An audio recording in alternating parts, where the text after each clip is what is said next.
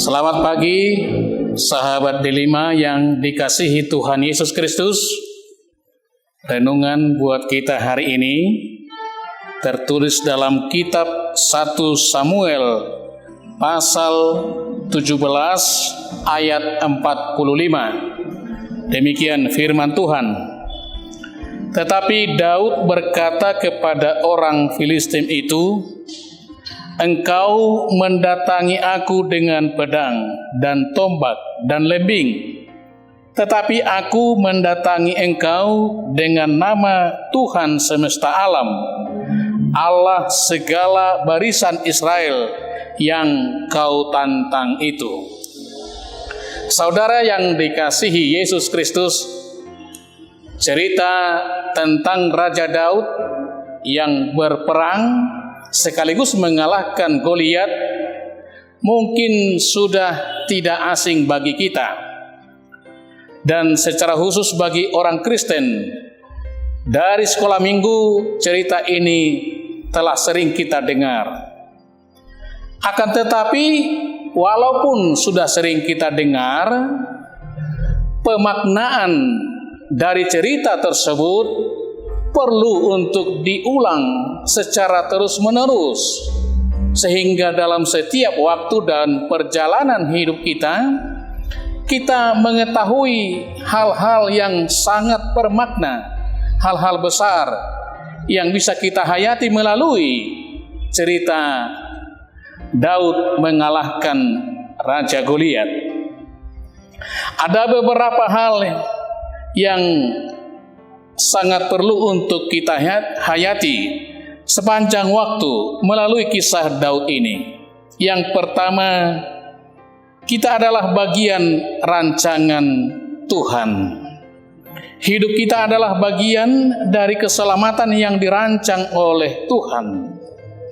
Seperti perkataan Rick Warren, motivator yang sangat terkenal, dalam bukunya Hidup yang Dituntun oleh Tujuan, dia mengatakan bahwa kita sebagai orang beriman tidak berdiri sendiri, tidak hidup sendiri-sendiri, tetapi telah dirancang oleh Tuhan untuk menjadi bagian keselamatan Allah. Demikian juga dengan Raja Daud. Jika Daud berhadapan dengan Goliat, tentu itu bukan urusan secara personal, bukan urusan pribadi, tetapi Daud bagian dari rancangan Allah dalam kerangka perjanjian, dalam kerangka keselamatan yang telah dijanjikan oleh Allah. Itu yang pertama yang harus selalu kita renungkan dalam kehidupan kita. Kita hidup di dunia ini yang mungkin mengalami berbagai dinamika hidup, suka dan duka, tetapi kita harus selalu sadar hidup yang kita jalani adalah sebagai bagian rancangan Tuhan. Yang kedua, saudara-saudara yang dikasihi oleh Yesus Kristus, orang lemah yang berserah dan mengandalkan Tuhan. Kita mungkin masih mengingat peristiwa kapal Titanic pada tahun 1912. Sebelum berlayar dari Inggris menuju New York, Amerika Serikat, Thomas Andrew, yaitu perancang dan pembuat kapal pesiar Titanic yang sangat megah itu, mengatakan kapal ini takkan pernah tenggelam, bahkan oleh Tuhan sekalipun.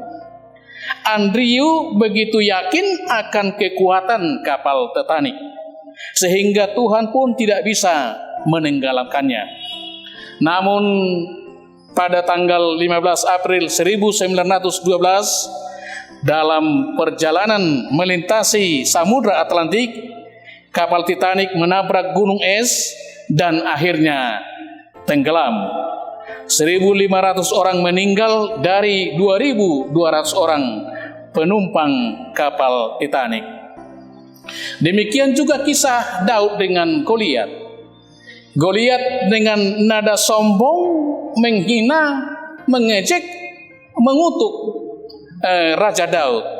Dia berkata dalam ayat 43, Goliat berkata kepada Daud, "Anjingkah aku, maka engkau mendatangi aku dengan tongkat?"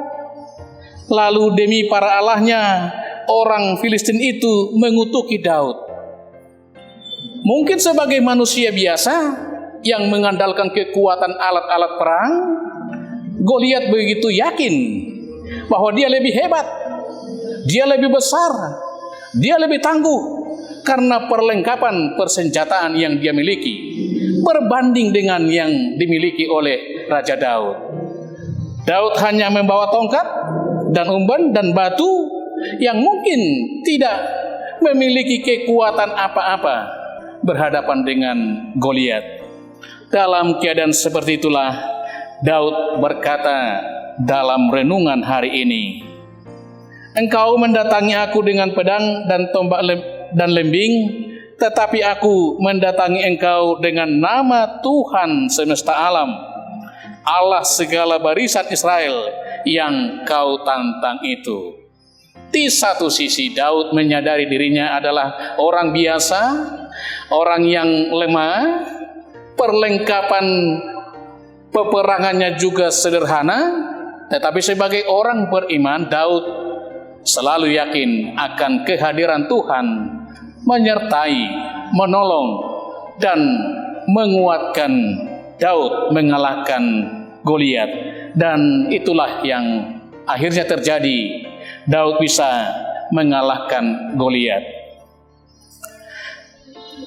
Saudara-saudara sekalian, sahabat Delima yang dikasihi Tuhan Yesus Kristus, melalui kisah Daud dan Goliat ini, kita bisa semakin menyadari, menghayati makna yang terdalam, yaitu setiap orang dimungkinkan untuk menghadapi, mengalami berbagai hal dalam kehidupannya, tantangan dalam ekonomi, dalam sosial, dan lain sebagainya.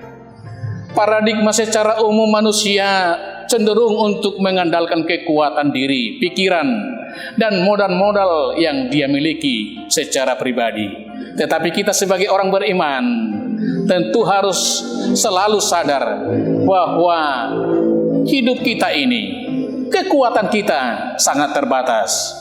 Hanya Tuhan yang kita andalkan dalam segala hal, di setiap waktu yang kita jalani dalam hidup ini. Seperti kata Paulus dalam Efesus 6 ayat 10, "Akhirnya hendaklah kamu kuat di dalam Tuhan, di dalam kekuatan kuasa-Nya." Mungkin kita tidak lagi berhadapan secara fisik dengan orang-orang yang perkasa. Kita tidak berperang secara alat-alat persenjataan perang, tetapi setiap waktu kita berperang melawan godaan iblis, godaan setan yang menghasut, yang menyeret kita kepada hal-hal yang tidak baik. Paulus begitu yakin bahwa dengan perlengkapan persenjataan Allah, kita akan sanggup mengalahkan hal-hal yang tidak baik. Kita akan dimenangkan. Seperti kata Paulus dalam Filipi 4 ayat 13, "Segala perkara dapat kutanggung di dalam Dia yang memberikan kekuatan kepadaku." Saudaraku, hidup terus berjalan. Dalam hidup itu kita dimungkinkan berhadapan dengan hal-hal yang tidak baik, kejahatan, dan lain sebagainya. Oleh sebab itu, selalu mengandalkan Tuhan. Hidupmu pasti diberkati. Amin.